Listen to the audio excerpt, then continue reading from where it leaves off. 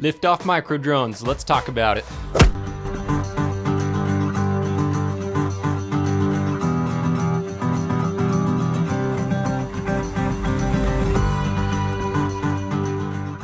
I've only ever flown in one FPV simulator, which is Liftoff Microdrones, so I'm not here to tell you it's the best one or compare it to anything else, because I can't. What I can do is give you a full breakdown of everything that Liftoff Microdrones has to offer. When I was first starting FPV, I was researching which simulator would be the best for me. There's lots of options out there and everybody has differing opinions on which one is the best. As a new pilot, I was trying to find a video that gave me everything I needed to know about the simulator. The most important thing I was looking for was what the maps were like inside the simulator before I bought it. I couldn't find any videos that had something like that, so I want to feature that in this video. All that to say, I'm going to give you a full breakdown on Liftoff Microdrones and how it got me from 0 stick time to flying in real life. So if you're researching simulators and Liftoff Microdrones seems interesting to you, this is the video to watch. Now first, let's address what FPV even is. FPV stands for first person view. This means you're flying from the drone's perspective. This is the most immersive way to fly a drone and the most difficult when you're just getting started. A simulator lets you practice that exact experience on a computer without the risk of breaking a real drone. The physics in these simulators are modeled to represent flying in real life. Most FPV pilots recommend spending time in a simulator before you fly in real life. For me, I spent 20 hours in Liftoff Microdrones. We're gonna jump over to my computer screen and I'll show you where to buy it, how to connect your radio controller to it, and all the features it has to offer. Downloading Liftoff Microdrones is extremely easy. You'll just come onto Steam, go to the search bar, search Liftoff, and you'll see several Liftoff products. They have a normal Liftoff FPV drone racing simulator and then Liftoff Microdrones. Go ahead and click that. As you can see down here, it's $15.99 at the time of recording. Oftentimes they'll have a bundle like this, all for $41. If you're willing to spend a little bit more money, you can get more. I already have it downloaded, but you'll go ahead and click the download pay for button and follow the instructions there. Now before you start flying in an FPV simulator, you need a radio controller. You could technically use an Xbox controller or a PlayStation controller, but the sticks between these two work very differently. Here with the Xbox controller, you have two analog sticks. Both return to their home position when you let go of it. Here we have a standard radio controller. As you can see, these sticks look different than these analog sticks. These are tall and sharp on the top. And you'll notice here on the left side, this stick is the main difference between a standard radio controller and a gaming controller. The throttle goes up, and when you let go, it stays where you left it. This stick changes how fast the propellers are going to spin, which in turn increases your speed. Moving left and right, we have the yaw of the drone. This yaw stick turns the drone left and right, similar to you turning your head left and right. It's like the neck. Moving to the right here, this stick bounces back just like a normal gaming controller. The up and down motion right here is the pitch of the drone. This tilts the nose upwards or downwards. Moving left and right, we have the turn of the drone. This turns it left or right, kind of like a side flip. Generally with a gaming controller, you hold it with your thumbs on the top. That can be the same on the radio controller. People will hold it with their thumbs on. Often, people will pinch it like this. A lot of people are similar to me with a hybrid hold. Thumbs on top and fingers in front. Nice. Now that we understand how a radio controller works, we need to learn how to connect it to the simulator. For the Radio Master Pocket, first we'll start by turning it on.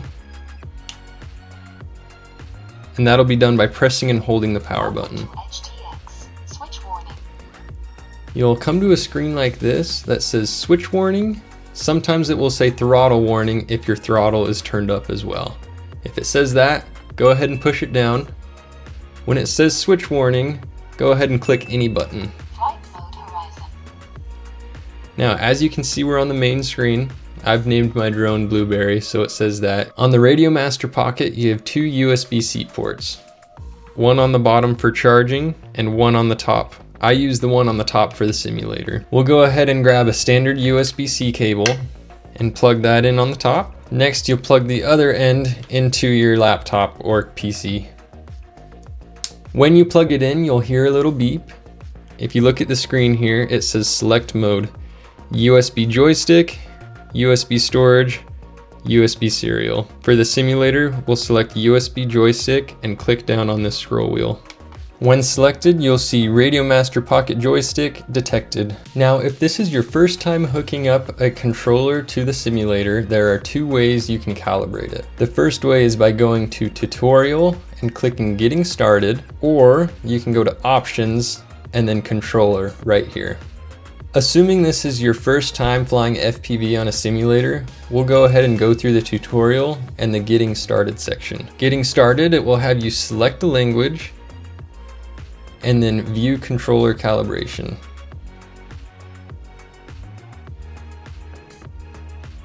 In this calibration section, you'll go ahead and click Calibrate. Start calibration. It asks us to rotate all the sticks and then center all the sticks. Next, assign the axis throttle. It wants us to push it all the way up, and then we'll go ahead and center it again. Then we'll go ahead and raise the pitch and center it again. Do the same with the roll and center it again. And we'll go ahead and move the yaw all the way to the right as well and center it again. Finished, that's all it takes. Now if we move these sticks up and down, we can see that little drone reflecting what we're doing. Go ahead and click save. Now before you start flying, I want to focus your attention on the tools here. It has some pretty cool tools that you can use. Other simulators have very similar things. This edit drone button is very cool. Here you can see you can create your own drones or edit existing drones. This allows you to alter the thrust, weight, top speed, and control. Here on the right hand side you can kind of see I have a copy of the Air 65 since this is what I fly in real life. We'll pretend we're creating a new drone though. If you come into frame, you can change it to all sorts of micro drone frames. Now obviously they don't have some larger frame bodies because this is Liftoff Microdrones, but the other Liftoff version does have larger drones and other simulators do as well. We'll go with the Junior Racer. Next up, you can customize the motors to change the thrust. Additionally, you can alter the propellers. Lastly, you can change what kind of battery yours uses. That battery customization is specifically cool because if you come to the settings menu right here under options and settings, under gameplay, you can see battery simulation. So it will let you fly as long as that battery generally lasts in real life. Additionally, there's options for camera noise, which simulates real life analog flying. Another notable feature is in the advanced section in the bottom right. You can limit the frame rate and change the type of view that your lens has. This button section right here under the options menu is nice as well. Here you can assign specific commands to the buttons on your controllers. To do this, you'll click on the keybind and then select which button you'd like to use for it. For example, I'll assign turtle mode to this button. Next up is the tutorial. Go ahead and click first flight. Here we have a couple options. I'm going to go ahead and click first flight to show you what the tutorial is like in Liftoff Microdrones. However, the other sections tell you more about how FPV works and what a simulator is as well. Now again, if this is your first time flying, I would go ahead and click no here. It will show you more about the controls of flying a drone and take you step by step on how to do it.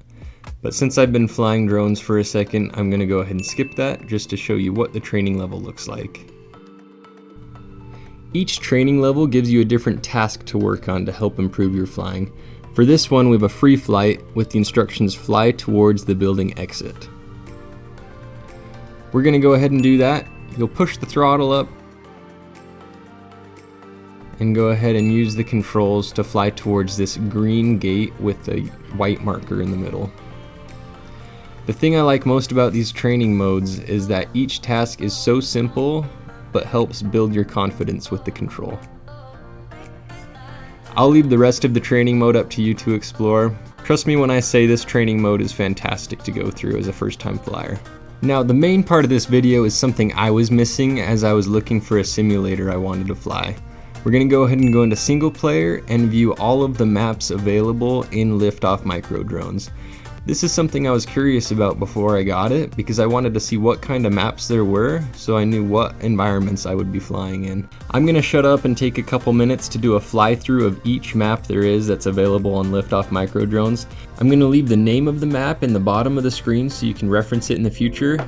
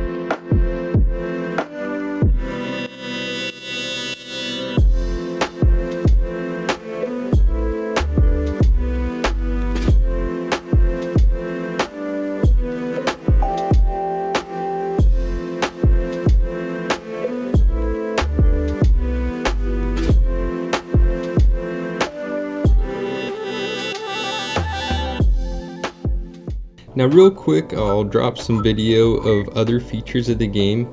This is the race mode. This is a larger race mode. We're going through some pretty big gates here, but some of the other levels and other races feature smaller gates that require more intricate maneuvers. Every map has different races, all of them are super fun, and they're a great way to learn. Here we have Balloon Pop. Balloon Pop is one of those games that I didn't think was going to be very fun, but the more I started learning FPV, the more I realized that this was vital to learning the small mechanics of moving the analog stick. The balloons are so small and so close together that you have to be super intentional on your movement, and it allows you to nail down the muscle memory. And last but not least, we have multiplayer mode. Multiplayer mode is pretty fun on here. I've met several friends playing this. Right now nobody's on, but you can create a game and choose which map you want to play. Playing some custom maps helps break up time between playing with the other default maps.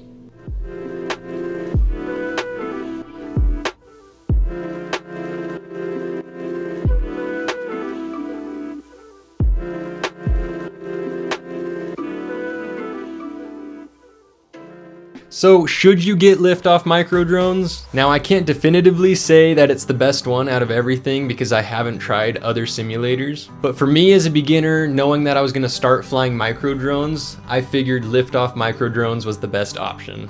If you're a beginner trying to learn FPV without destroying any hardware, then I think this is for you. The customization is solid, the training map is everything you could ask for, there's a good variety of maps and custom maps, and the physics are close enough to real life that the experience you gain in the simulator actually does translate to real life. For those of you that have flown on other simulators, drop the names of them below and why you liked them. Now, if you did find this helpful, drop a like. This helps more people find the video. And if you're interested in following along on my FPV journey, hit the subscribe button. There's a lot more coming. I've got new gear on the way, which I'm super stoked about, and hopefully this summer I'll be building a custom drone. And thank you for your patience with me. I'm figuring out this FPV thing in public. I'm posting a lot more content about my FPV journey on my social media. It's at Alec_Searle. I'll put it right here on the screen and in the description. Feel free to follow me on there, and I will see you next time.